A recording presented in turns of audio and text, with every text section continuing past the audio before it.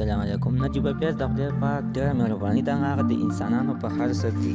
عزتمنه نجیب پیاز ویلي دي چې د دې هر څه نه مخکې ته زه دا یاد کوم چې زموږ په دې چینل کې نوی یادمن ده، زموږ دا چینل ته سبسکرایب کړئ، خوا کې ورسره د ډالۍ نشان ووهه چې هر یوه نوې معلوماتي ویډیو تاسو ته په اسانۍ باندې در ورسېږي. نجیب پیاز په یوه ویډیو کې د معراج د شپې مبارکه ټول مسلمانانو امت ته ورکړې ده او دا خبره ویلې دي جل جلاله په ټولو خلکو مهربانه دی، هغه د انسانانو څېره نه ده، یو ډېر غفور او کریم ذات دی.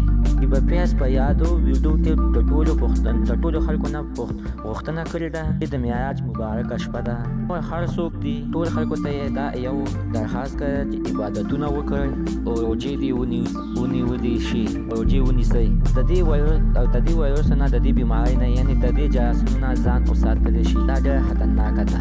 د دې جراثیمو دپاره دې دواګانې وکړل شي، یا الله دا دې ختم کړی شي. په دې بیمارۍ او دې جراثیم باندې ډېر خلک اخته شوي دي. دې په لومړني په هغه ویډیو کې چې د خپل فیسبوک په پاڼه باندې دا خبرې کړې دي، دا یې ویلي دي هغه د معراج په شپه د خپل عبادتونه وکړئ، سبا ته خو روژه ونیسئ، چې دا الله جل جلاله خو موږ ته یو ډېره ښه موقع رالیږلې ده. د خدای پاک نه بخښنه وغواړو، دواګانې پکې وکړو. اوس دا په مهمه په ټوله نړۍ کې د دې جراثیمو نوم خور شوی دی. الله جل جلاله خو دا جراثیم دې ختم کړی شي. په دې جراثیمو کې ډېر کسان ککړ دي. نجیب پیاز همدا ځای ته کړه چې د خدای پاک ته چې دواګانې وشي نو هغه یې خامخا قبلوي، ځکه چې هغه ستر رحم کوونکی او غفور او کریم ذات دی.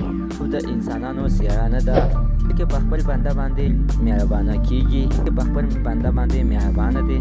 دې په یو پوسټ کې لیکلي دي هغه ټول هغه کسان چې په دې بیمارۍ په دې وایرس کې کارک شوي دي، الله جل جلاله خو دې ډېره شفا ورکړي. دا یو خطرناک وایرس دی.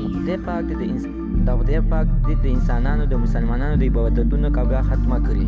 الله تعالی دې دا بیماري د مسلمانانو د عبادت د طرفه دې ختم شي. ټول مسلمانانو ته دې الله پاک توفیق ورکړي چې ښه ژوند او په ښه سوچ او ښه خبرې وکړي. نجیب پیاز دا خبرې په داسې حال کې کوي چې د آزاد وایرسو د وجې په افغانستان کې 2 تنه خپل ژوند ترلاسه کړو، 10 نور پیښې ثبوت شوي دي. همدا یادونه کوي چې د دې جراثیمو مخنیوي لپاره هر ځای دې بند کړی شي. یادونه هم کوي چې د دې جراثیمو دې پرمختګ وکړي. تر ډېر زیات خلک نه دې کارک شوي دي. عزتمنه زموږ نننۍ معلومات ته د دې پورې که چېرې زموږ دا معلومات ستاسو خوښ شوي وي، حتماً د همدا ویډیو د سره لایک کړئ، همدا چینل ته سبسکرایب کړئ او خوا کې ورسره د ټالۍ نښان ووهئ چې هره یوه نوي معلوماتي ویډیو تاسو ته په اسانۍ باندې در ورسېږي.